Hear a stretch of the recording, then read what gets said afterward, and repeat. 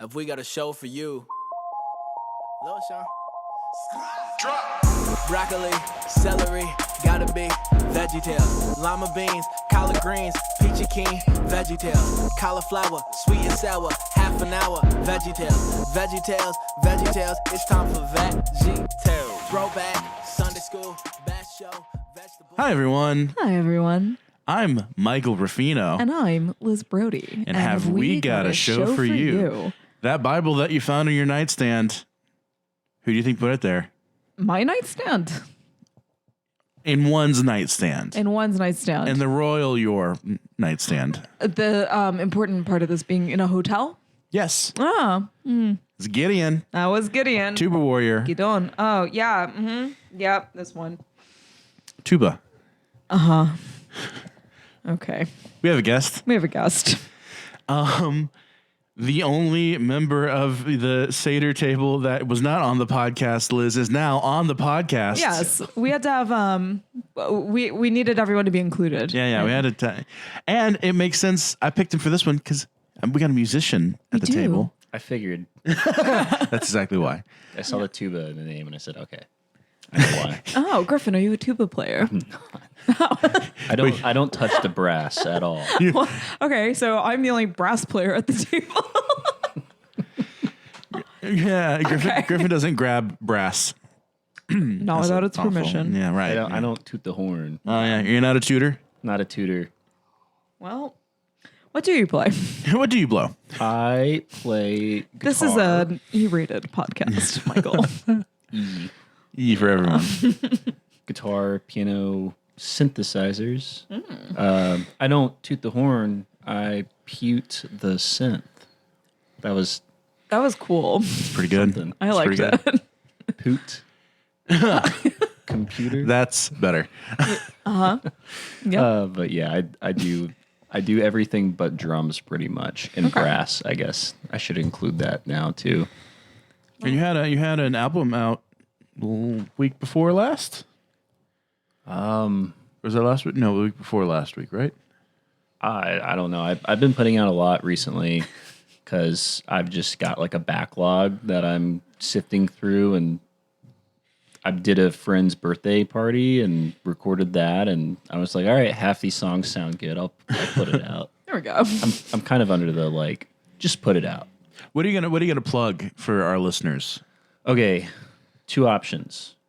If you like electronic music, like Boards of Canada, Aphex Twin, stuff like that, kind of chill, ambient techno, electronic stuff. I have an album out called Cricket by Lecture Hall. That's my name, Lecture Hall. That's kind of in that vein. The dog is She got really excited. She was like, I would like to listen to that. Yes, she wants y'all to know that it's a good one. And she's German, so she's really into the electronic scene. Krautrock. Yeah. But yeah, that one's called Cricket. And your other one, singer-songwriter, more folky. For those of you who don't like the beep boops, it's called Birmingham by Lecture Hall. That's about where we are. It's about a lot of stuff, including Birmingham and my cat and the process of moving to Birmingham. But yeah, it's kind of singer-songwriter. Like I don't want to compare myself to Bob Dylan, but it's like Bob Dylan or like Neil Young, or you listen to it. Paul Simon? Maybe, that's actually, I'd say more so Paul Simon than any of the other ones I just listed. Point me, I guess. I'm the music guy. I'm supposed to know my music references. It's okay. I don't know any musicians. I can't name three. At all. And are you a part of any other projects that you want to mention? Oh, yeah, sure. I've got a little like alt punk rock-ish group called Super Fund. With Greer, who was at the end, who was in 2 episodes of our show. With Greer's in it. Greer does the lead vocals, right? Yes. We've got a show at Saturn. I guess it will have happened by the time. Well, we got another one June 25th. All right, June, baby. If the podcast comes out by then. 2026. Oh, yeah, Lord willing. Yes. So, Griffin, before we get into Gideon, Tuba Warrior, tell us a little bit about like your faith background, where your background with God or VeggieTales or both. Oh, cool. Okay. All right. So I grew up in the Episcopal Church back in North Carolina, where I'm from, and watched a lot of VeggieTales as a kid. Nice. And as I grew older, like I went through until I went to college, pretty much going to this church with my family and all that good stuff. So I went to college, and the whole time, like probably since I was 15 years old, I was starting to like really think about what I was learning about at church. And I had some like really weird experiences with some, not like weird, but like I had some interesting experiences with my the youth group, like bullying specifically, that kind of made me question a lot of things about what they were teaching us. And so I ended up finding the meditation club in college and kind of shifted more towards Buddhism. I still like a lot of the teachings in Christianity and a lot of the teachings specifically in the Episcopal Church. I would say now I'm kind of just like open to any religious experience around people who genuinely believe in, the doctrine.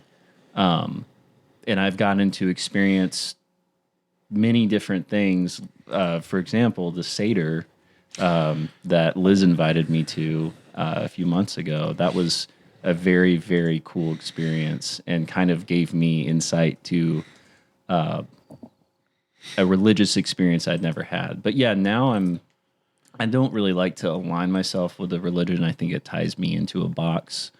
But I like learning about different beliefs and kind of taking what I like from them and applying them to my life. Interesting. Well, we have a story this week about faith and trust. And, well, first of all, okay, you are familiar with the Pirates Who Don't Do Anything. This was, you were a VeggieTales Dyed in the Wool, so I thought this was good to have someone that has a VeggieTales background, because we just got like Matt Davis. He's like, all right, so what's going on with the Pirates? Who are the vegetables? Why are the vegetables talking? Why are they here? Yeah. What's going on here? But no, we have this was, I think, it came out either right before or right when they announced the Pirates Who Don't Do Anything movie, which okay, we're getting to. We're getting to one day. Someday. Who's going to be the lucky guest on that one? We have a couple of ideas. Yeah. I think, okay. I'm gonna start on my. Oh no! All right. I don't even have notes for what this. Liz has a problem with. I don't even have notes for this. Okay. I know. All right. So last time we had an episode where I was like, "This is a disaster. What are they doing?" It was what was the episode with, the St. Patrick's Day? I could have gone back. Here's the thing. That episode was so non-memorable to me. I don't even remember which one that was. Yes. The one that they released when they were doing Jonah, where there were like multiple stories and it was kind of a mess and there was no focus. Whichever one that was. We have that same phenomenon going on here. This episode has... Okay. Liz is livid. I did not like this one. Let's just get that off. Let's just get that out. Coming in with fire. Let's get that out right now. Okay. This one is directed by Tim Hodge, and I maybe we'll talk to Tim Hodge one day. I hope we do. And I've got some questions. Who wrote it? I have found, so this was written by Robert G. Lee. His writing credit on the wiki is Ballad of Little Joe, great. Okay. Duke and the Great Pie War, not great. Samson's Hairbrush, fine. Golden Ruler, great. Now we're caught up. Okay. Those are the Robert G. Lee. Then we've got the Tim Hodge direction, and Brian Roberts directed the Mueller thing. Tim Hodge from the director. Okay, so he was the one who did a lot of the direction, and he directed a lot of things so he directed Esther. He directed a lot. Okay. Oh, he was one of the first like Disney people to come to. Yeah, Big Idea. no, I'm not knocking his direction at all. I think my issue is mostly with some of the writing, and then the director for the Mueller story was Brian Roberts. Mike Naraki wrote the Mueller story. That was like pretty all over the place. I was like reading the wiki. My notes are not up. I stopped taking notes. It would have been more succinct. I am so sorry. When did you stop taking notes? At what point did you get like super sideswept and sidetracked? I'm imagining you're getting like you're turning red and I like think putting your pen first down. when we have a countertop where we do have the pirates coming out, and I was like, oh no. What are we gonna do? We've got a Luffy situation. As much as I love the pirates, as much as they were central to my childhood, as much as I could sing the entire song to you right now, I got worried when I was like, oh no, this is what we're doing. Oh. And the thing that I have grown to appreciate is that, and I do like the Muppet Show, kind of like we're throwing this together, like everything's a little bit of a mess. But I think on episodes like this, that thread gets pulled a little too hard, right? It unravels a little too quickly and it feels disorganized. And maybe it's as an adult watching it where I'm like, there are a few times where I feel like it did get phoned in a little too much. Do you think it comes with the longer runtime? I think it does. Because Griffin, I'm sure you recall, used to be half an hour. Yeah. Now they're stretching it out to 45 minutes to almost a full hour. Yeah. And so they're packing in more stories. Don't know if that's I don't quantity think it quality thing. helps. Here's where I also had my first here's my first beef with this episode, right? The George Mueller bit. True. It is a true story. Yeah. Okay. And here's where I'm coming in with a bias and with a worldview and with a lens that for the first time in our viewing history, I have liked the Christmas episodes. I have liked the Easter episode that we watched. I have liked the more directed at Christians episodes that we have done, even the materials I've not seen before. Here is the first episode where there were two incidents in particular, the George Mueller snippet being the first, where I run into an issue where I'm like, as a Jew, I do not think I can enjoy this episode. George Mueller, while he was a real man who did do a lot of good, right? And here's where history gets tricky and complicated because people are tricky and complicated. And we can all agree he did do some really incredible things. I did learn about George Mueller from this episode. I did read his bio. I did do a little more research into him based off of the material given.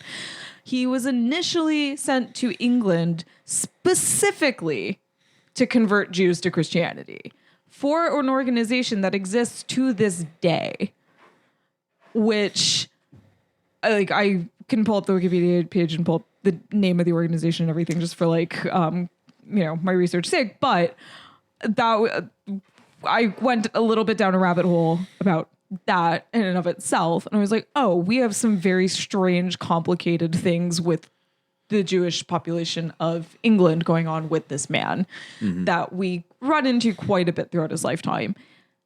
That in and of itself, I was like, all right, how am I going to grapple with this? Because this was the only part of the episode that I thought was kind of funny and had good jokes. I also thought it was really, really, really, really in poor taste to have Paul Grape play the reporter for this, given the historical circumstances of this. I know that was probably 100% not on anybody's mind in the writing room. However, watching it, knowing that information, seeing Paul Grape be in this character position, it felt gross. And it was kind of hard to watch. See, I had only ever heard of George Mueller in the context of the orphanage. Yeah. And running it. I did not know about his past. Yeah. So that was where I was kind of like, oh no, what's going on? So that was right off the bat, that was where ooh, I don't know about this. And again, this was the part of the episode that I thought was the most enjoyable. I did think that this was the most true to VeggieTales. And again, Mike Naraki wrote it. So it had all of the Mike Naraki beats. I even liked the silliness of the kind of National Enquirer like cat with the turkey head or whatever, turkey with the cat head. Like Those are Mike Naraki beats. yeah, those that are- were, and I thought they were funny, and I was like, okay, this is good. Who is this man? And then I was like, oh no, oh no. So that was my initial, like I said, that being my introduction to the episode made it a little uncomfy for me. And it felt very much like when we had the very weird St. Patrick's Day snippet where it was like, there's a lot of really complicated religious, racial, tension in history that is being glossed over Sumo of the Opera, in a I think was that weird one? way. Yeah. Okay. Okay. No, I did not know that about George Mueller initially. I can see why you would have a problem. How do you think the story holds up as an example of faithfulness? I think as an example of faithfulness, sorry, I was reading and talking again. I think it was interesting. I think it was here. Okay. Again, here's Just establish context. here's where I come into it being like, cause I'm like, all right, there's a lot of like, almost like, tales from the Talmud, right? That are very similar. And I think it does a good job. And I think there are a few times watching it where I was like, is this a bad thing to teach kids? And then I was like, why am I thinking like that? And I was like, I'm coming in with maybe like a little bit of a bias. I was like, it is kind of based off of a true story. And kind of every book of a lot of Old Testament stories are about. So I was like, this isn't bad. And again, I like really struggled with this because I was like, I liked this bit for what it was. Like, I really do think that for what it was good. My question usually is like, was there another option? Was there something else that could have been used? Again, I think if the baseline story that you're telling, or Yeah. the moral you're trying to get across is, walk by faith, not by sight. Right. God will provide for you. The instance of George Mueller running that orphanage specifically Right. is a good story. I would think would be a good story to tell. Like I said, it was very like, it was complicated for me. I think if maybe I was of the Protestant persuasion, I'd be like, yes, this is great. I do think this is a situation where I am very much held back by, and here's the other thing, right? Okay, so he was supposed to work for the London Society for Promoting Christianity Amongst the Jews, and he got sick and he ended up not working with them, so he opened the orphanages instead. So like maybe that's the real lesson, is that God provided a different option. God shifted his path. So maybe that's better. I don't know. Like God changed the track in his life. yeah, like I said, I think. Yeah, I obviously I'm like struggling with the answer now because I'm like I think. Well, for the listener, for context, Yeah. we have to go back a little bit. Countertop, pirates who don't do anything want to take over the episode, and Bob's like, oh, okay.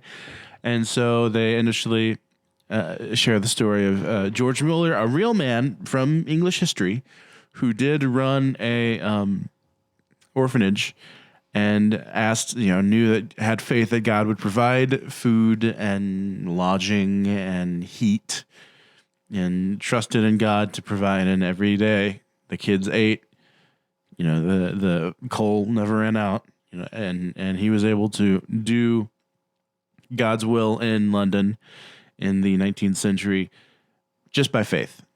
Mm-hmm. God provided for them. And that was a true story about a real historical person, played in this case by Archibald Asparagus. Right.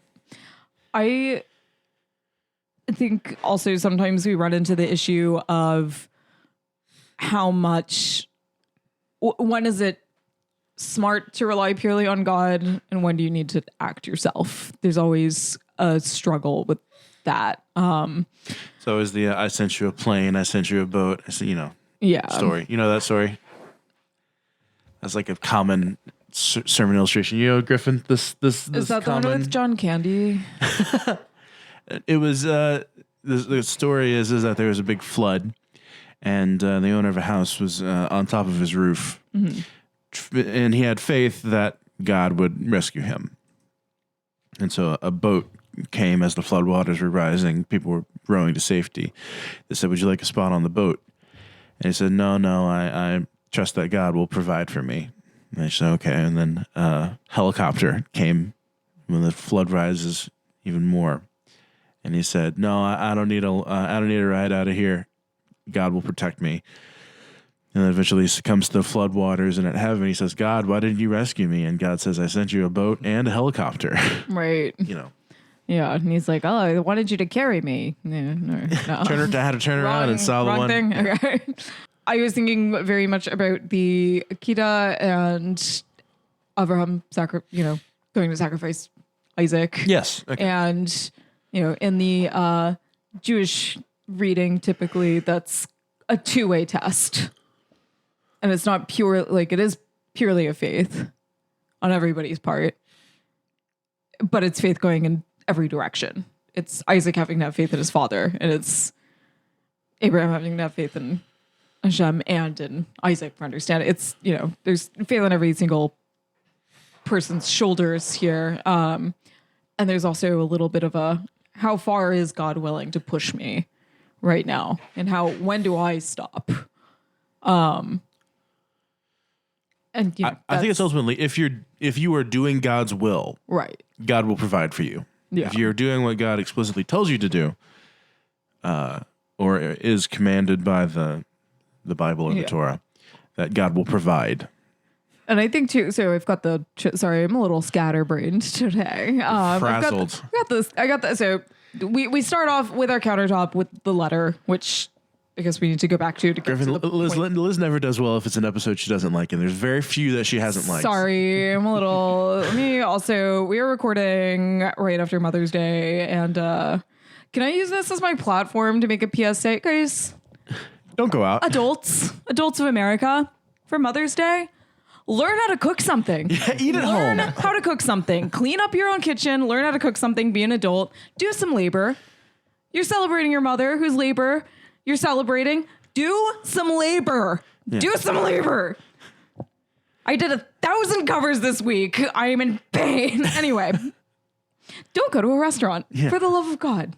For the love of your mother. Learn how to grill a steak. Learn how to grill a steak. Why is Mother's Day not a barbecue holiday? It could be. Let's make it a barbecue holiday. know, Men, that's a go great outside. idea. Get a grill. Get a grill going. Yeah, Get a Dad. grill going. Dad, You wanted that step solo. up. You want that Crawfish solo boil. stove? Exactly. Yes, crawfish boil, Get sparkling wine. Get that pizza stone yes. hot. Shout yes. out to Greer's dad. He literally had a crawfish boil. Yes. Greer's dad, 10 out of 10. Thank you for not coming to my restaurant. Okay. Anyway, That being said, that being said, so we have a letter from Rachel Paxton, Muscle Shoals, Alabama. that's right. We got a shout out from. That's our second Alabama shout out. It is. So there's a new girl in her class. She's kind of peculiar, and my friends don't like her. I know God wants us to be friends to kids who have no friends, but if I'm nice to her, I might lose my old friends. What should I do? So then they go on to say that, even if you lose your friends, God's going to provide for you. Trust in God, right? Yeah. Okay. And this is definitely geared for, we kind of have this pendulum swing where what's geared for older kids, what's geared for younger kids. This one's definitely geared for older kids. The last couple have been, I think. Yeah. This is definitely a more mature question. More of a first or second grade kind of conundrum than preschool. Yeah. Did they say how old? Second grade. Second grade? Yeah. Okay. Yeah. What is that, like 7? 7. 6 or 7, yeah. Okay. Yeah. I think 7 or 8. I always add add 5 to the grade because you're usually 5 when you're in kindergarten. Yeah, that's what I was thinking too. Okay. Somewhere between 6 to 8 years old. Yeah. So do you think that an 8-year-old can process, let's say they go through with this advice, I'm going to be friends with this peculiar kid. Right. And then they lose all of their old friends. that still has an emotional effect on that kid. Right. And like, yeah, like, oh, if they have faith in God, like, you know, God will provide. But like, you know, let's say they grow up and have issues making friends in the future, or I don't know. But like, the letters specifically had me thinking about, and I guess tying into your comments about George Mueller as well, and that story is like, at what point, even going back to what you're talking about before, but like, at what point do you have to have a logical balance of faith and logic? And like, does a kid have the ability to distinguish between the two? Right. So like, I think to not take my own advice, I try to relate the the snippets back to the letter. I've been skipping around. I'm sorry. Well, you're fine. Well, I was going to say first and foremost, they do say if your friends stop being your friend because you're friendly to the weird kid, God will provide new friends for you. And I would also add, if your friends stop being your friend because you're nice to the weird kid, they weren't real friends. They weren't your real friend. They weren't real friends. They weren't your real friend. They were what we would call in third grade a snake friend. A snake friend? You don't want a snake friend. A snake friend? Yeah, there were different types. There was a teddy bear friend who was always going to be your friend, no matter what. Okay. And then there was a third friend. I can't remember, but they're like the fair weather ones. And there's a snake friend who will turn on you. There's archetypal friends? In these streets. Wow. I want to say this was from like first or second grade. They taught us this. Huh. You were taught that? So, yeah, like different types of friends. And like you have the ones that will stay with you forever, and then the ones that are fair weather, and the ones that are mean. You're mean friends. I mean, mean, that are conditional. They're like, what's in it for me? And I know what I mean, friends. And they turn on you. Yeah. I was the weird kid. All right. We both became friends with a weird kid and started a podcast together, and now we have lots of weird kid friends. So this reporter was risking his job, right, to report on George Mueller and him having faith. And maybe I don't like this I don't like the episodes that are mirrors, because I too lost my journalism job because I didn't like. Well, no, I had the opposite one. I lost my job at the Forward because they kept putting pro-Israel words in my mouth. Don't like that. Calling them out. They're not listening. Who cares? History has vindicated you. Yeah. It's a 90-10 issue now, Liz. Congratulations. Thank you. All right. It was supposed to be just a nice little report about Doug Jones, and they were like, this is good for Israel. And I was like, how? I didn't say that. I didn't write that. Why would I have written that? This is about Alabama. This has nothing to do with Israel. I get it. I understand. Maybe I'm the pug rape. And maybe George Mueller was Doug Jones. I don't know. Well, does Alabama still have like a loyalty pledge you have to sign to Israel before taking like a job at the state level or local level in some provinces? That's insane, and I don't know. But probably. They banned Sharia law, so we're going to be fine in that regard. Great. Who knows what Kay Ivy's dog is telling her to do now? I have no idea. I call him the son of Sam. Yeah. Psycho killer. Qu'est-ce que c'est? The song was written about Kay Ivy. Far better. Okay. I'm done with the Kay Ivy voice. That's enough. That was accurate. That was very good. Lance the Turtle? Sure. Well, Griffin, do you have any thoughts about the letter? About the letter or the George Mueller story? I mean, I guess I kind of summarized it before. I always get weird when, like, not because of my own experience, just because I don't think that pushing beliefs on children is, like, I think you can present Christianity or whatever religion it is in a way that doesn't what's the word? It doesn't, like, narrate this false perspective of how things are in the world. And I'm not saying like, oh, like there are things that you have to have faith in to be a Christian, or have to have faith in to be a Buddhist or a Jew or whatever. I think though, when certain decisions can like directly impact a kid's well-being, it gets really iffy for me. And the letter specifically brought that feeling up, because it's like, yes, if your friends leave you because you were nice to the new kid, those friends suck, but that kid might still have issues with that. And I'm not saying that's like the right or the wrong thing to do. It made me feel a little uncomfortable. Well, they didn't even force the kid. They didn't even say be friends with the new kid. They just said be nice to the new kid. Yeah. Okay. And like, I think it's really important at the end of this little vignette where Mr. Lunt's like, I think you should have prayed for a high-def TV. And Larry's like, I think he knows the difference between a need and a want. Exactly. And that's a whole other like conversation to have with the child. But, you know, I do remember, you know, I also remember like learning that lesson as a child. What is a need and what is a want? And they do specify you have to be doing what God wants you to do, and God will provide. Yeah. It's not that God will provide you with what you want, whatever material things your heart desires. No. It's if you are going in His steps in the right path, and you're doing what God wants you to do, He will provide. Yeah. Anyway, I think I should have. I'm gonna like ramble for a minute. I follow what's her name?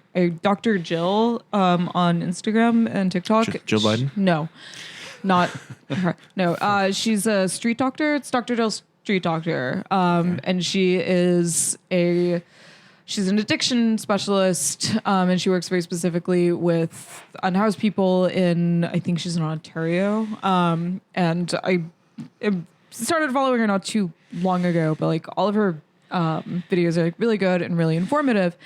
And something that she's constantly like posting about is about like, what do you do when you feel obligated to give to someone?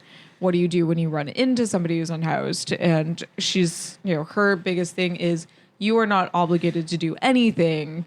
Always remember that. Like you, just because you feel like you have a little more privilege, one, doesn't mean that you're always in a position to give. Doesn't mean that you're always in a position to go out of your way to give. And if you see it like that, you're going to constantly feel guilty and let that guilt motivate you to like donate to a shelter or a food bank or some other social program. Let that motivate you some other way. But if you're constantly concerned about just the individual, that energy doesn't help anyone. And that's a really difficult lesson, I think, to learn. And I struggle with it. And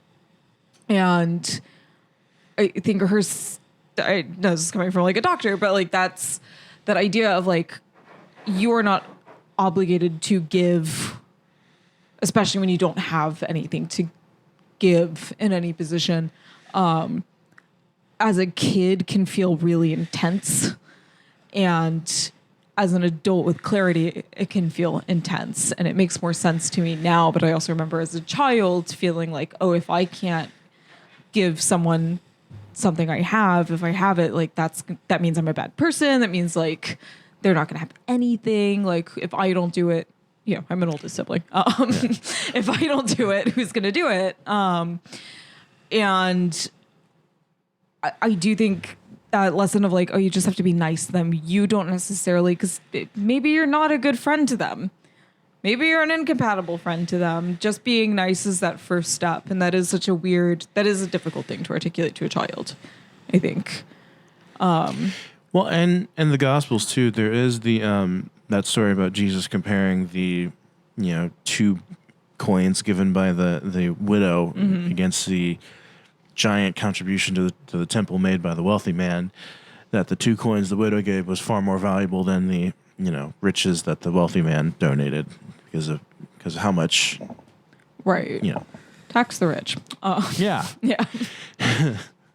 Yeah. No, I think also camel needle, something like that. And I do think that the way that this was presented like I said, I had a complicated relationship to this episode. I do think the way that this was presented was like silly enough, and they like did end it succinctly. Where I kind of, like I said, my frustrations mostly came from my outside research. My extracurricular activities here kind of got in my way of everything else. But I think that's true of every religious figure and throughout history is we can't build, idols out of even Mother Right. Teresa Isn't that or like a core teaching in every religion? Yeah. Not to have yeah, idols.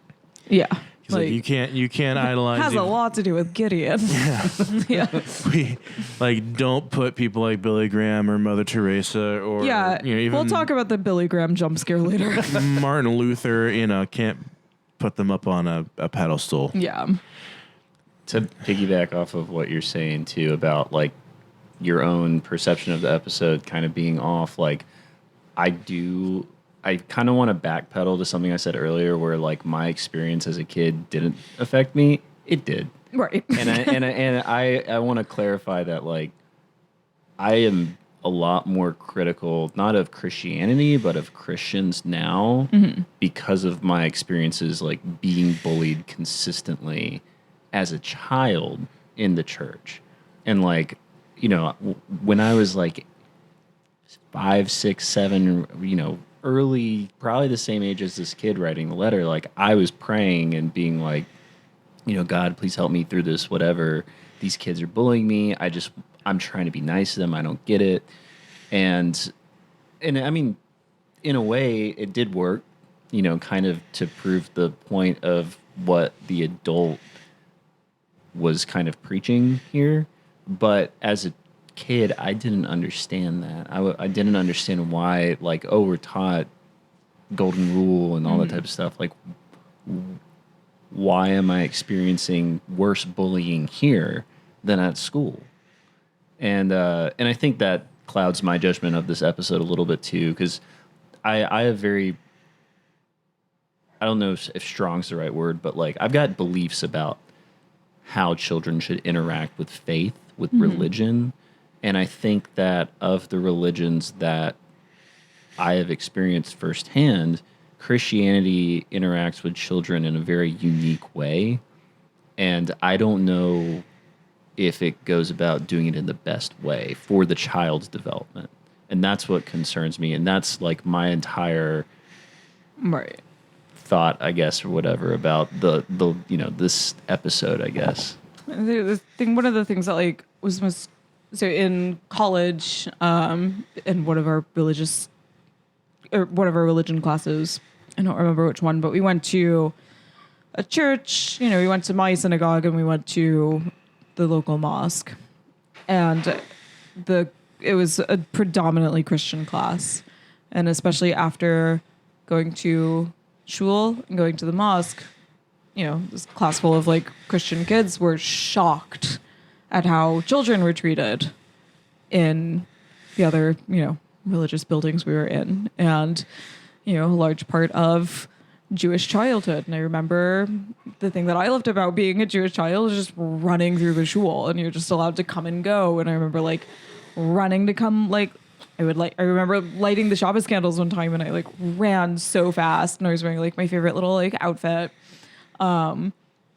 And everyone like kind of laughing, and then I lit the candles and they were like, all right, get out of here. I could just like run around. And like one of the things that I loved about my local shul, and it was still up and around, and was that the kids would just come and go, and they'd be on everything everywhere, and there was no children's class. There was nothing going on. There wasn't like a Shabbos morning, because you're not supposed to work, so it's a time for play. You're literally supposed to play. And they would come help me in the kitchen and run around, and like they would still be in the shul. It would still be part of the service, right? But like there was no pressure to do anything other than be a child. Yeah, be a kid. And then, they would come to Hebrew school, and that was still very like play focused. And like I said, that was like a big part of my childhood also. So that was like really interesting when, like I said, all of these other like kids in the class who grew up in Christian institutions were like we would have never done that. It's not that like we would have been in a class. No, in mass, you sit down and shut up. You don't run around. in Yeah, mass. like, and I was like, I can't, you're a kid, you're supposed to run around. Like, what do you mean you're supposed to like, It's like, this is quiet time. Yeah. You know, like, of course, like, sit and there for an hour. And I remember a lot of the people in the class being like, yeah, I didn't like people saying like, oh, I didn't like going to church or whatever because we had to be quiet or we had to go to this class or like it was boring and it was long. We had to get up early. It was like, oh, that sounds not fun. Like that sounds awful. And I like that the kids that were in my community were always like really excited to come see their friends at school and like run around on the playground for like 5 hours and like that was it. And it was like, oh no, that sounds terrible. That sounds like a bad time, but I don't. Maybe there were some nerds who liked it. I don't know. Well, speaking at least for the Catholics, the hinge point of the entire mass is communion. Like you're there for communion. And I did. We can talk about this after the pod, Liz. But I did ask my dad more about transubstantiation, and he gave me something that I can kind of understand. Michael and I had a road trip. Yeah. Real quick, we met the man himself. We did. We went to Atlanta. We saw the Holy Post live. We met Phil Vischer. We met Bob the Tomato. He signed my music book. He did. We've met. Someday, hopefully soon, we'll have him on. Yes. He said, he gave us a way to contact him. So we'll hopefully get that set up at some point. And then on our way back, to stay awake, we screamed Jesus Christ sang. Superstar. Yeah. And then had a long discussion about transubstantiation on our way back from Buc-ee's. Yes. Liz Brady went to her first Buc-ee's, and it was like Dorothy entering Oz for the first time. Yeah. The 600 calorie pig ears or whatever. It was not an autistic friendly experience. Sensory nightmare. Yes. It was as if Dorothy got flashbanged. Yeah, there was a lot. There was a lot going on. One short day in Buc-ee's parking lot. One short day. Yeah, gotta say, Buc-ee's, your brisket game, weak. Come on. I feel like, we were there at like 2:00 in the morning. I feel like if you go there when the brisket is cut fresh. I don't know that has much to do with it. Here's what I did. Here's my hack. You witnessed this. You get a chip, and then you get what are they?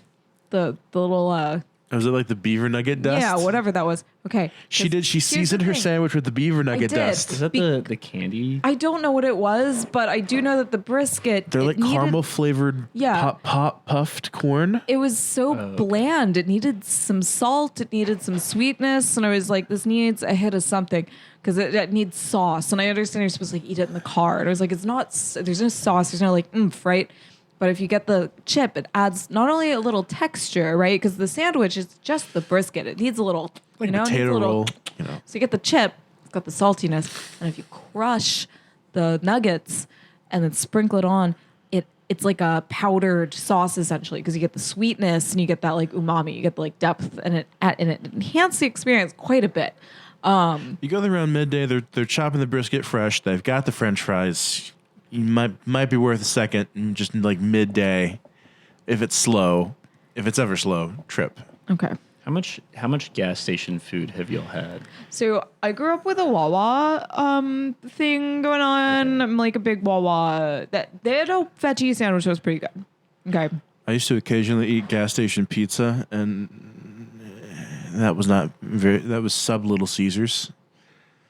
Okay. Which Little Caesars is better recently, but it's been bad. Yeah. Outside of Wawa, I'm not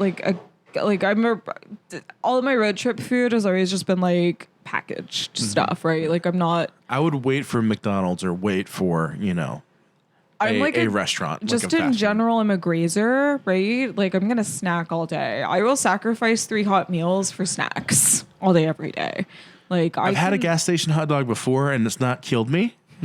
Yeah. But it was not a great experience. I've never had gas station food like on the shell or on the rollers or whatever. Like I've never. I did found a photo shoot one time for like an art project where I got like 50 of those like off the roller things and.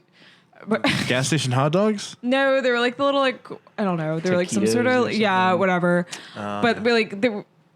I was using it for an art project, but when I went in to buy like 50 of them, the woman was like, "What are you doing? Why do you need these?" I was also dressed for the shoot. So she's like, what is happening right now? And I was like, don't worry about it. You know, It's I'm a paying customer. That's all. fine. I'm going to cover these in pink paint. It's going to be okay. Oh, this is completely another huge, massive tangent. My sister has a job in cafeteria food service now. She's like the department head. Oh, good. She passed her test. Yeah. Okay, good. And so I have a hookup. Did either of you grow up, since neither of you from the local area, this being Birmingham, Alabama originally, did either of you grow up with Crispitos in your cafeterias? No, I've No. heard about this. Neither of you have. They're so good, John Green wrote about them in Looking for Alaska.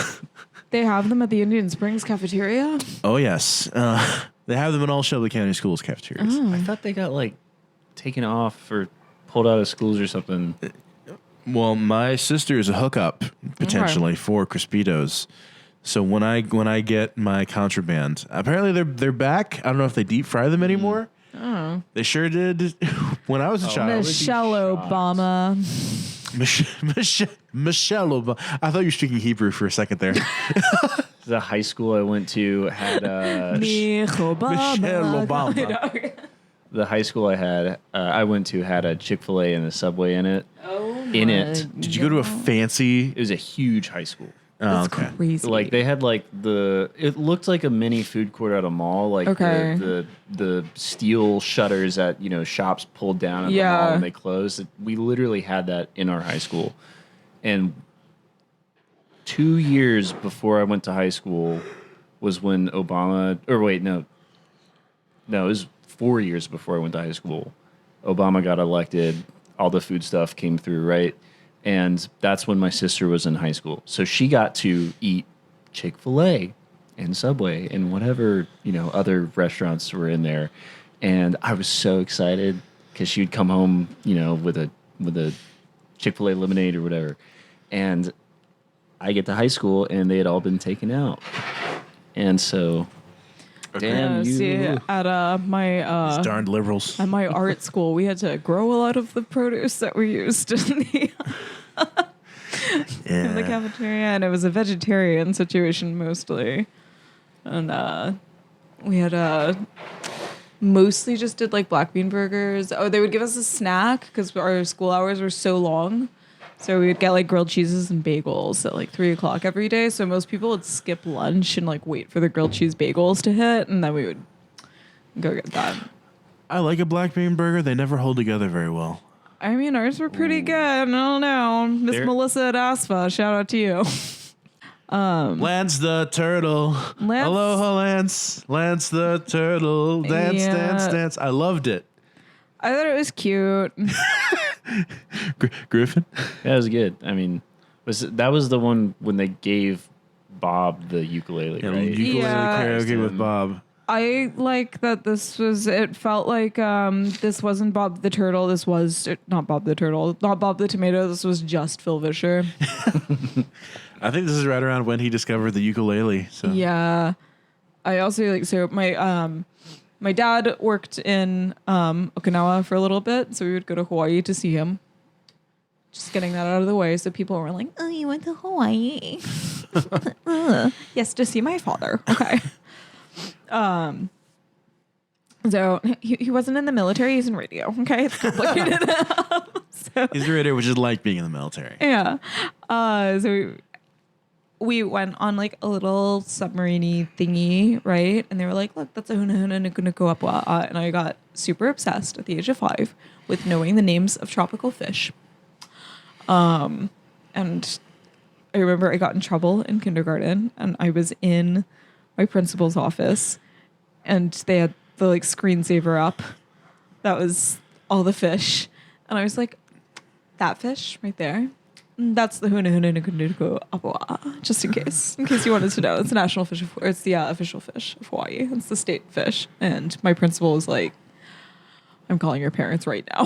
Like, I can't deal with you right now. This is a lot. And then I remember my dad came and they were like, can you tell your dad what you told me? And I was like, that's the huna huna nuku nuku apua. The state fish of Hawaii. My dad was like, yep. That's That mine. is what that is.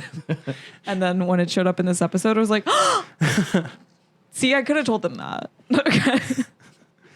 could have They told wanted them. to know. You could have told them so many things, Liz. I know. Yeah. I was also really convinced that I could eat a parrotfish because I saw it in the boat, and I was like, I think I can eat that. Those even- are like super poisonous, right? Yeah. So I was like, I pitched a fit at a restaurant because I was like, I want to eat a parrotfish. Please let me eat a parrotfish. And the waiter, to get me to shut up, was like, you want to pick a mango instead? And I was like, sure. So I picked a mango from the roof of this restaurant. I was very disappointed that I couldn't eat the parrotfish. And then I was reminded, you're allergic to fish, no matter what. So, Ugh. Regardless of the poison. yeah. Double whammy. Yeah. Those are my adventures in Hawaii, in case anyone... How does this stack up against the other times that somebody else has taken over the silly song segment? Okay. This was... Okay, they got me with it being cute. Right? They got me with it being catchy. It's been stuck in my head for a week and a half. It was catchy. It was cute. It was just one of those...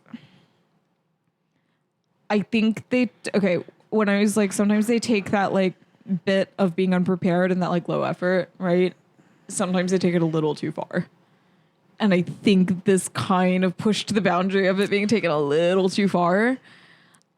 I was like... It's very Muppet Show. It is very Muppet Show, and that's why I was like, here's where I, when it gets to that point, I'm kind of like, I'm less willing to forgive VeggieTales for letting it unravel because it takes more effort to animate than it takes for them to let it fall apart on the Muppet Show.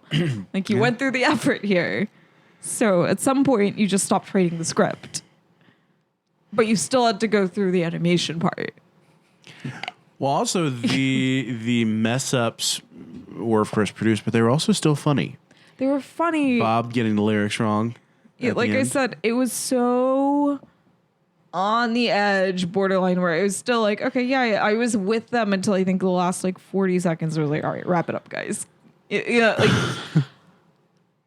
like I was almost there. We were almost there. Then I was like, I don't know. I don't know, Liz. This might be my top 10 silly songs. Okay, that's fine. Maybe even my top 5. That's fine. Maybe. That's fine. I don't think it's your top 5, but I'd have to actually go through. okay. It's safely in the top 10. Okay. It can be in your top 10. That's totally fine. It might even be in like number 6. Okay. I don't know if it's in the top 5. Okay. I liked it. Right. Not my top 10. Fair enough. Yeah. Yeah. Lance the turtle, dance, dance, dance. All right. Yeah. Like, I'm sorry. This cannot go This chord has for been- chord with Pizza Angel. Okay, you're making it hard on me now. Mm-hmm. Oh, Pizza Angel. Belly Button Song is probably number 1 still. Belly button. Yeah. With Pizza Angel and like a close, especially of the newer ones. Yeah. Griffin. Of the newer ones, the Belly Button Song and Pizza Angel. 'Cause I got to tell you Do something. I don't got a belly button. Is like incredible. Yeah. Sounds like Less Lonely Boys a little bit. When I The way you, when you do it, yeah. And they did a kind of parody of like teenagers' lost love 50s heartbreak songs called Pizza Angel, where Larry orders a pizza and it never comes. That is That's so good. Pizza Angel, please come to me. Tomato sauce and cheese so gooey. Yeah, it's in the music video. I call it a music video. It's not a silly song. It's a That's music the video. level of production. It's so good. But yeah, no, this was fine. It was cute. They sang in French a little bit, right? So, no. Oh, not in this Am I one? thinking of a different one? So they like sort of they're just French peas. Yeah. They were like just kind of making random noises. So at do one you, point. tomato. Yeah, no, they were kind of just making sounds. They were making ambient French sounds. French I noises. totally thought they were like actually singing in French. I did too for a minute, and then I was like, no, they're just like kind of singing nonsense. It's the same kind of French that the Swedish chef speaks Swedish. It's like, Yeah. It was just kind of like, yeah, they make a lot of like funny little noises, but it just, yeah. Yeah. When they're like, dance, dance, dance. I thought that was, Dance. I got the Pizza Angel melody in my head now. So Okay, just one subsumes the other. yeah. Have y'all seen that thing that's like talking about like overstimulating kids shows versus not overstimulating kids shows? Oh, sure. Like, I mean, the example they gave was like Paw Patrol versus something like Mr. Rogers. Yeah. Yeah. VeggieTales is almost in the middle. Yeah, the amount of production that went into this song specifically, visually, I was like taken aback a little bit. I was not expecting that when I was watching it. It was a lot. Yeah. I mean, when the ship came out, am I thinking of the right time? Right, pirate ship? The pirate ship. I think that was towards the end Did with they the pirates do- who don't do yeah. anything. I don't know. I might have it backwards. It's okay. I might be thinking. There of was a something. lot happening in that. yeah, there was- There are a lot of Right. disparate elements in this one. Which is not typical. So like, Well, because you were talking about overstimulating kid shows, Yeah. especially early on. VeggieTales is downright kind of quiet. And, right. Like I'm thinking of the very first one with Junior's bedroom. That was Yeah. very and Daniel. They're very kind of like Simplistic low, and you know. very like they often kind of take on that like because they are using the countertop as a theater, so you have like a stage play feel to a lot of it, and there is a lot of actual set happening. like cardboard sets. Yeah, and Very a lot of- BBC. yeah, a lot of very like simplistic scenery. Obviously, like a lot of desert scenes. Like it's very calm. I think later. Now that we're like, oh, we have this canyon set now, and we can use that, and they're like adding all these pieces. They get their like Victorian England set, and they get all these like new set pieces. Bumblebird. Yeah, they keep reusing the set pieces for like I think Sherlock Holmes and an Easter Carol and the George Mueller bit. We're like, okay, now we've got a London background, We have and 19th century London. and now we have this canyon that we can use that we're going to use for Gideon that we used for Little Joe and We're about to use Mo again. Mo and yeah, like all of these little set pieces that we can use that we're like adding a little more visual complexity, but for the most part, it's still pretty simple because you still have those like sheer. You know, they're not adding a ton of texture. I noticed in like Sherlock Holmes and Easter Carol, like the stone was textured and everything, so you are getting a little bit more. Like detail, but for the most part, it's still kind of a block world, which is nice. It kind of reminds me a lot of like Roly Poly Oly, where it was like also really computer animation, like early Very 3D, smooth. very smooth, and there is a lot going on, but it's so basic and simple that it's not overwhelming to look at. It's like well designed, it's a full world, but it's not, you know. 100 things good. Like somebody wasn't sitting there like putting leaves on every tree. You can't like look in the background and get distracted. right. And Well, that Gideon. brings us to Gideon. Liz, Okay. fire away. Okay. I told one of my coworkers that we were doing Gideon Tuba Warrior, and he was like, you know, he grew up on VeggieTales. He was like, I don't even know that one. And then he started laughing, and he was like, were they running out of Bible stories to do? And I was like, kind of, I think. Evidently. And I was like, Gideon is such a weird one to do. And it's so weird that they kind of just rewrote Gideon. The moral of it is kind of like the moral of every other story in Torah. Yeah. Gideon is such... So the book of Judges in and of itself, right, is complicated. And it's a very difficult text. It is, you know, the cycle of the judges is detailed and strange. And, you know, we've talked about it before, but it's that cycle of, oh, we're in God's favor, we're doing well, we're doing good things, we're getting rewarded. Oh, we messed up. We're no longer in God's favor. We're no longer doing what we're supposed to be doing. And now we're back, and now we slipped up again. It's just this like back and forth pendulum swing of being in God's favor, being out of God's favor, being punished, being rewarded. And it's rapid, and the stories are, you know, if these are historical figures or not isn't necessarily relevant. We can still call it myth, whether or not it's factual. You know, it kind of follows that Greek myth tradition almost, that like ancient world tradition of where you have these texts that cover vast amounts of time with very strange details given and left out. The the oral tradition of it, of course, is much more detailed and helps to explain a lot of the gaps. But if you were reading just the text, it's strange. These are strange texts with strange events that don't make a lot of sense. And Gideon, in and of itself, is such a weird and complicated text. And the way that it's presented here, I think one of the things that like maybe got in my way with it, right? There are a few stories, particularly from the Book of Judges, that I would categorize almost as just like very, very Jewish. Just really Jewish stories that are just about Jews doing Jewy things, you know, like this is a complicated story about a guy who's just like struggling. Yeah. And he's struggling with the people around him, and the people around him are struggling with him, and just like there's just a nonstop struggle that, you know, if we're using Israel to mean wrestle with God, Gideon's wrestling a lot. And the detail of the text, not a lot of it. How complicated the text is. It's very complicated. And then we're going to break it down and turn it into, what, a 20-something minute children's story? A Sunday school lesson. And present it in a way that I felt was, and like I said, this, I think, of all of the episodes that we've covered, of all of the episodes we've watched, of all of the episodes we've done, including the Easter one, this one was the most Christian. I think this is the one that takes that original text and is just like, we're going to make it short and sweet. Here you go. We're going to leave out all of this stuff.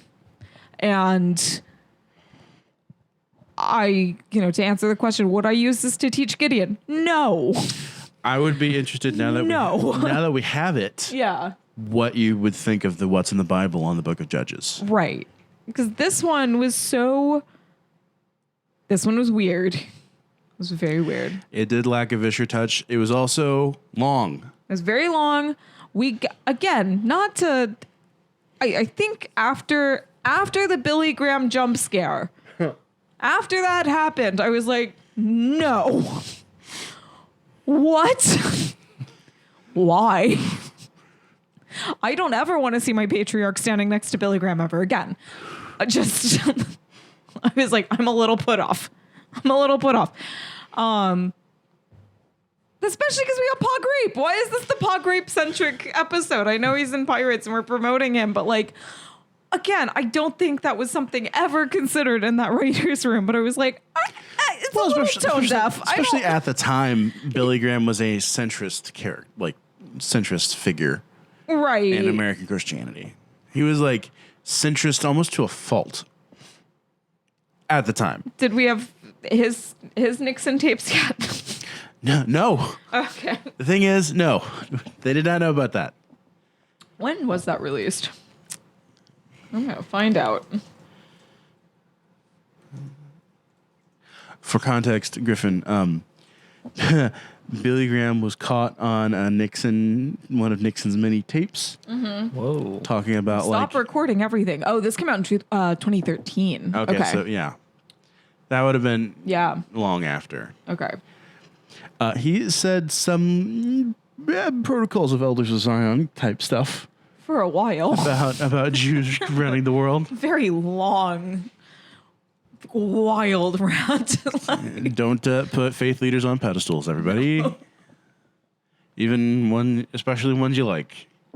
No, and I mean, he did have a long history of some casual anti-Semitism and blatant overt misogyny and complementarianism. Just a lot of, and not even, I mean, I remember, and like for context, I remember as a child, my father being like we'd be flipping through the channels and like, if Billy Graham's face was on the TV, my father would be like, ugh, and then like immediately flip off of it. So like, I did grow up in a very anti-Graham household. Billy Graham was not the culture warrior that his son is. Right. He tried to keep more of an even keel and be more of a centrist figure who would meet with both party presidents. Yeah. So Yeah, no, complicated figure. Very Yeah. complicated figure, Yeah. and not like I said. If like I okay, so on the show before, you gave a fun little anecdote about Billy Graham in prayer, and that was an appropriate use of Billy Graham. I was like, okay, that's Yeah. a good story, though, right? Having him pop up with the patriarchs was like, that's not a good. No. No.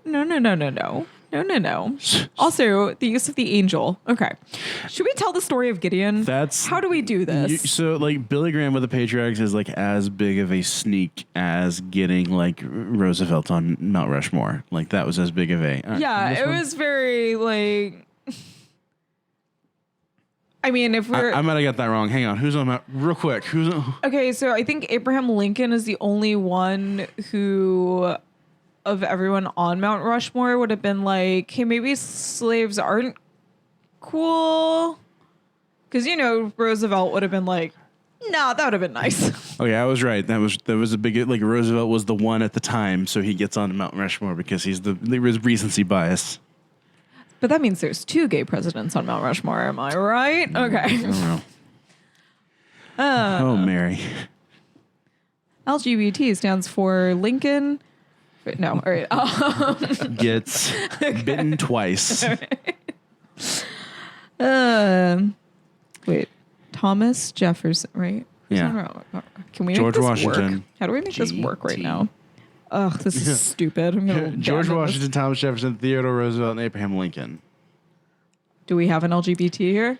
Do we have a bingo? Oh, we don't have a B. Okay. Lincoln, Yeah. George. George, Thomas. Thomas. Somebody's got to have a middle name here. What's Theodore's middle name? I can't say that word on Is it the show. Lyndon? Oh. Let's see. Theodore Roosevelt Jr. No middle name. I wonder why middle names are so normal in American culture now. I wonder what changed. That is an interesting. I've wondered that myself. Yeah, because it's common among like Bernie Sanders has no middle name. Yeah. There's like among Polish people, there's just sometimes you don't have a middle name. Yeah, like my husband doesn't have a middle name. But on paper, a lot of times people put the hyphenated name as. Oh, we were trying to find a B. Yeah. Oh, you know what they say? Bisexuals don't exist. Perfect. There you go. Okay. That's problem solving in action. All right. Modern questions require modern answers. There we Modern go. problems have modern solutions. They were Yeah. really ahead of their time. They really, that the head's under. ahead. Yeah. Ahead. Yeah. Okay. So Gideon. Okay. Really quickly, Right. the story of Gideon. Okay. From the book of Judges. From the book of Judges. Okay. Gideon. And this is like the Jewish answer to Thermopylae. Okay.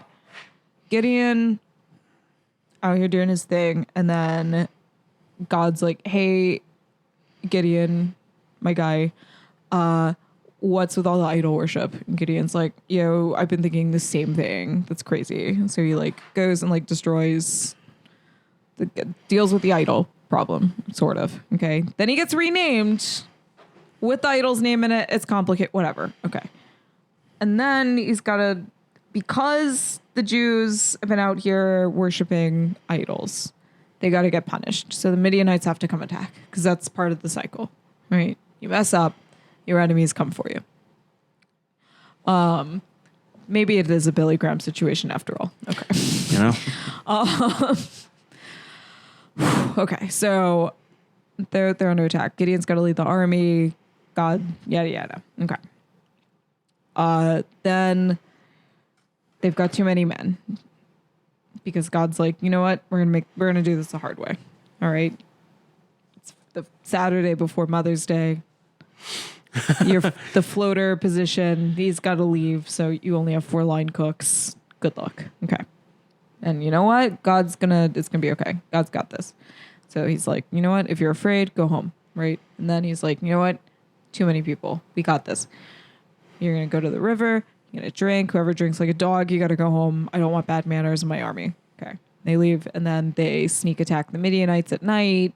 They're outnumbered, but it's kind of like a Jericho situation. God's like, no. Your tiny numbers and your shofars, you got this. Okay. Blow the shofar. Right. Great. Cool.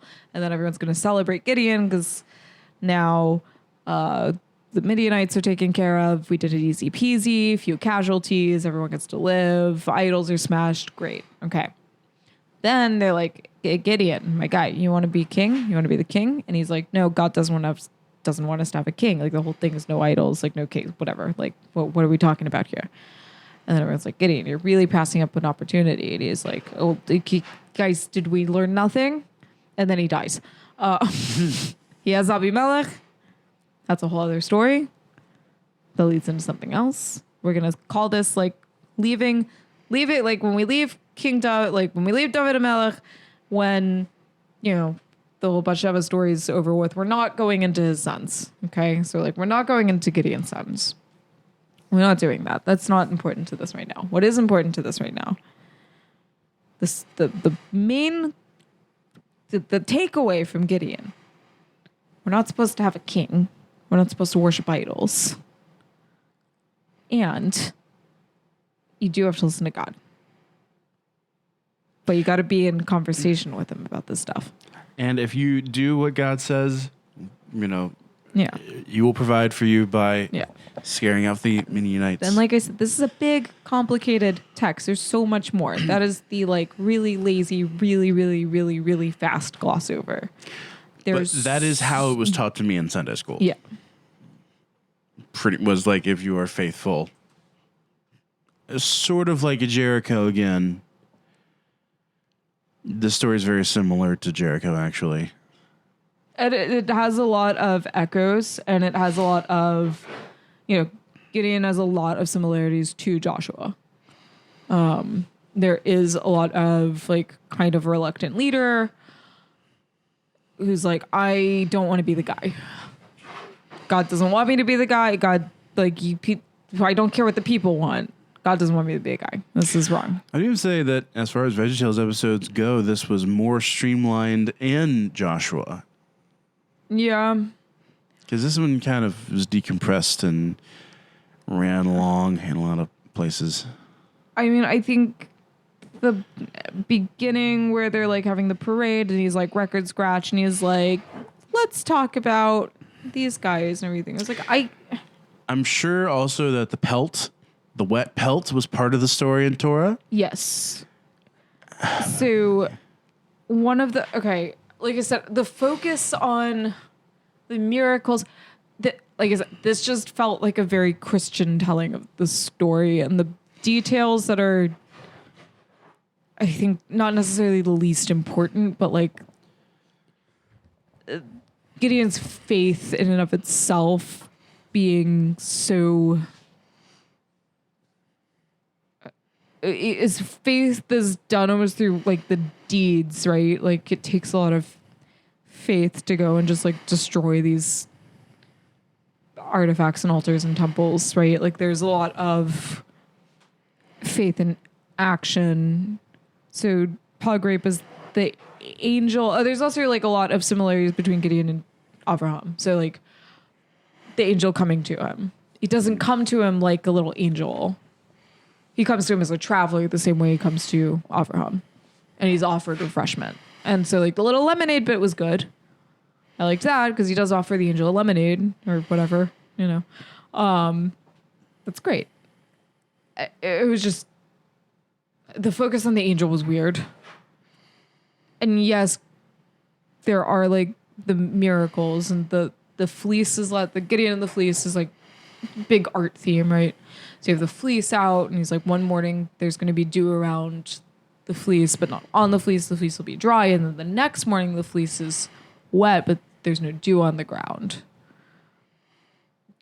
That is part of it. And they did include that. That's great. I guess you have to cover that with Gideon, but like I said, this is such a complicated text. I don't know how I would do this like really quick for children. And it really is. It's like they're starting to run out of Bible stories. Yeah. This was always the if we are not covering New Testament, Right. that's more or less off limits. Then yeah, this is one of the later editions. This is one of the we don't really get into Gideon at Sunday school, or if they do, it's a very paraphrased, very quickly retold, So- like this version of it. The judge ahead, right? So Devorah is like, that's such a clean cut, easy to tell story. I know it's violent. A lot For of Torah is violent, but they get around that pretty easily and have in other places. I would think it would Veggie Tales. Listen, why didn't we just do Deborah and Yael and Sisera? We could have figured that out. You figured out how to tell the story of Bathsheba in a way that was child friendly. We could have done something with that. That's a similar tale. That is a tale of extreme acts of faith. Would have given you a chance to, I don't know, highlight Penelope or whatever. Don't do that. Don't make Penelope Deborah. I will scream. Oh, you mean Petunia? Whatever her name is. I don't care and I don't want that. But bring Esther back. Okay? You will stay mad I will stay mad. that they did not bring Esther back. Stay so mad. Dark-haired solidarity. Whatever. Okay. Now I'm mad again. Okay. So Well, Griffin, did you like the episode, like, or at least this portion of it, or what did you think? Okay, so the first thing that I saw when I got sent the episode was Gideon, right. and I don't have any religious context for that name.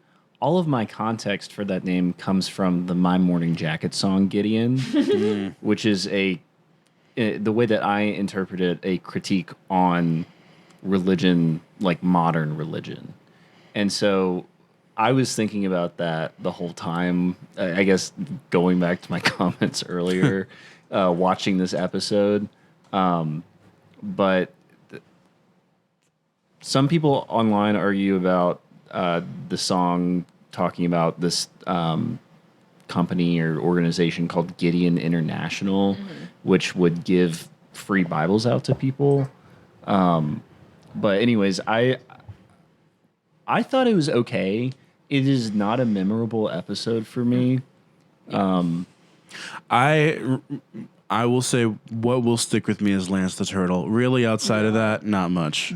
We had to take like a week or two. I don't remember. We took a little bit of a break because of like illness but this episode took me the entire 2 weeks to get through. This was hard for me to get through. Oof. I was not interested in this episode. I didn't think it was very entertaining. There were a couple of moments where I was like, haha. But this was, of all the episodes that we watched that didn't involve Petunia or whatever, this one was hard to watch. So is this on the lowest? And where would you put this? I don't know what I said was the worst one before. Okay. Probably Sumo the Opera or Lyle. Okay. Here's the thing. I would put this below both of those. I really would. Griffin, you're as messed up as Sumo of the Opera was. You're in for an interesting episode. I tried to watch it twice so I could come in a little more prepared with the material, and it took me even longer to try and watch it twice. I was like, I am distracted by what I don't really fully understand, like what is going on in this episode. I don't understand where the story has been pulled from. I've reread Judges 9 several times now. I was like, I don't understand how we got here. I don't get it. And like the thing with the brothers and the marching band, like there was a lot going on. It was distracting. It wasn't very focused. It's also kind of the same moral as Dave and the Giant Pickle, and it's the same moral as a lot of the episodes, and like that's a lot of Torah stories. But like I was like, there's no mention of the idols that I could find. Like this was just, it was distracted. It was very weird. I love Archie, and he didn't even really like the part where they were drinking the slushies. I thought was clever, but Just a bit player in this one. there's just a bit player in it. Like there were a couple of things where I was like, oh, that's clever. Again, back to the slushy. Whoever gets brain freeze, right? Like whoever drinks like that was cute. I like the way that was done, but it was like I'm glad that we have a couple of points in here that I like, but it's also like, okay, I've got this like. Somebody made me a salad and it's gross and like the dressing is unbalanced and weird and the leaves are wet and soggy, but there's a very delicious crunchy topping that I'm going to take off the top that's not going to sustain me. And the salad's still bad. It wasn't memorable. Like I watched the episode that Greer did way back when, and I can remember more about that episode than when I watched this 2 weeks ago, which I also felt the same way, or in a sense, I didn't want to watch it again. Yeah. I didn't watch it twice because I was just like, that was pretty boring. I mean, I wasn't like, oh, this is terrible, but it was boring. Except the part that did get me was when they were going through and the whole scene with Gideon, the whole Gideon arc, that did interest me. Because when they got up on the hill with the tubas and started going ballistic, right? I audibly laughed. Like I said, there were a couple of, and here's the thing: even when we have bad Veggie Tales, it's not. To quote Lecrae, Right. from the Holy Post episode that we saw recorded live. Yes. This was him talking about his relationship with the church. Right. And he says, people say I'm done with church. I'm not going back to church. He says, well, if you're done with the church, have you tried every church?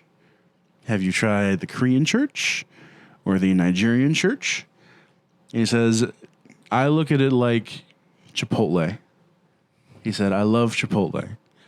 But sometimes they burn the chicken or they under-season the chips.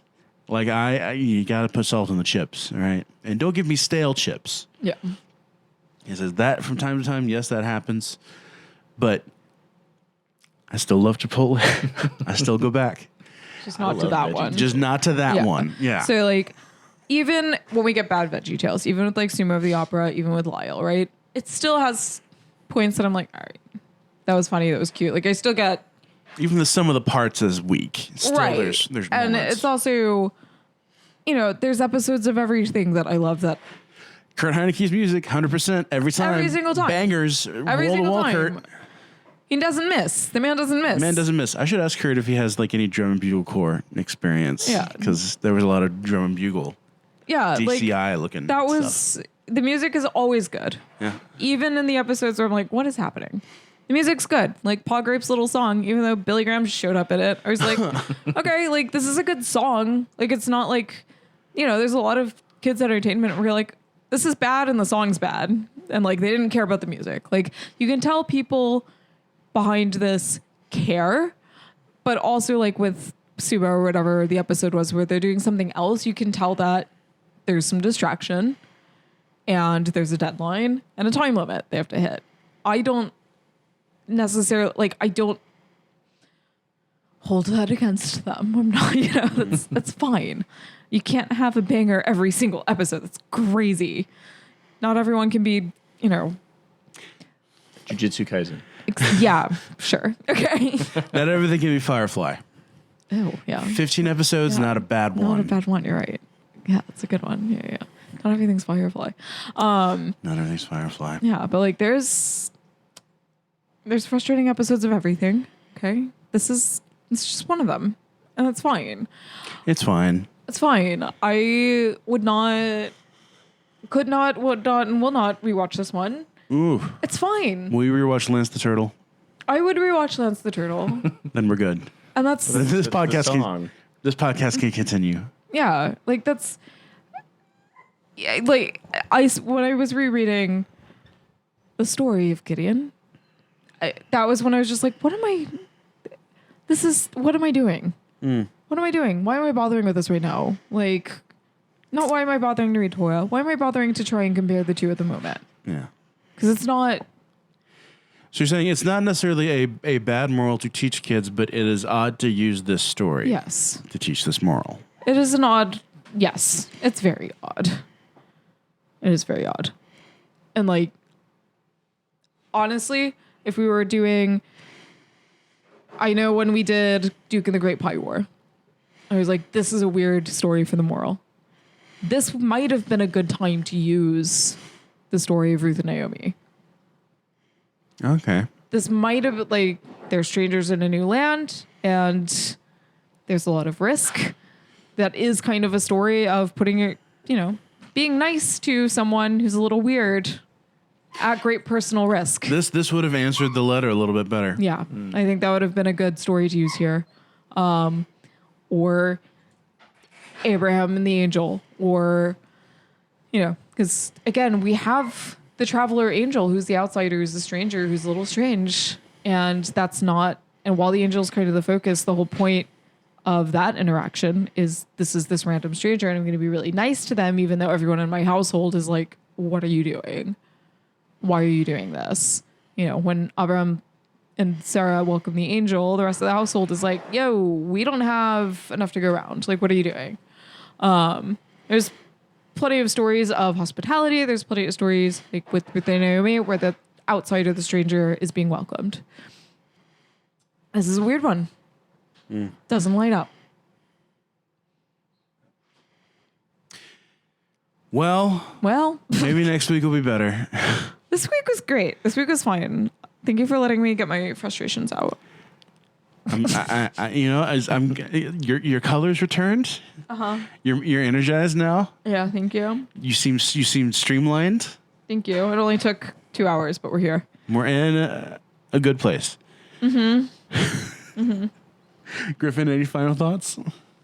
Oh, I just want to say I played the Larry Jones or whatever Indiana Jones ripoff game with Larry when I was a kid. Minnesota Cuke and the Coconut Yes. Apes. Yes. Larry Jones. I love that game so much. That's like what I would do. The crock of Hookie Baluki. That's all I could think about watching this episode was how much I loved that game. Well, do you want to come back for the next Minnesota Cuke adventure? Minnesota Cuke and Noah's Umbrella? They made 2 Minnesota Cuke episodes that were parodies of Indiana Jones. I think that would be great. We don't got a verse. And so what we have learned applies to our lives together. God has a lot to say in his book. Oh, do Proverbs, trust in the Lord with all your heart and lean not on your own understanding. Oh. Proverbs. I don't think I think what I watched didn't have that. Proverbs 3:5. It should have. I didn't think I got a verse in this one. That's weird. You see, we know that God's word is for everyone. And now that our song is done, we'll take a look. So thanks, Cordy. Sorry, Cordy. I got the Cordy-less version, we got- which is what I grew up with, so it felt right. I don't. Yeah, Proverbs 5-6 is like if you have been to a Christian bookstore that is on multiple pillows and drinkware and framed. That's a popular snippet from Proverbs. I will say it again. Trust in the Lord with all your heart and lean not on your own understanding. In all your ways acknowledge him and he will direct your path. Beautiful. It's some of the Bible I've memorized. Thanks, David. All right. Well, that was fun. That was great, guys. That was great. Cook for your moms. Yeah. And your dad's coming up. Tip your servers. Yeah. And if you see the restaurant's full, turn around. Pick up after yourself. Yeah. Yeah. Yeah. Put the beaver nuggets on your sandwiches. Listen to Gideon by My Morning Jacket. And if you find a Bible in your nightstand, you can take it. Yeah, you can. They'll let you. I've seen Gideons on the street corner at UAB handing out New Testaments. So, sorry they don't include the Old Testament. It's just a new one. But, Poby's Nerfic. Yeah. And thanks, George Mueller, for contracting tuberculosis or whatever. Not. And changing your path to a much more nobler one. Yep. All right. Well, I've been Mike I've been Gorfino. Liz Brody. Thank you, Griffin, for coming. Yeah. Thanks for having me. And everyone, remember, God made you special. and he loves you very much. Goodbye. Goodbye.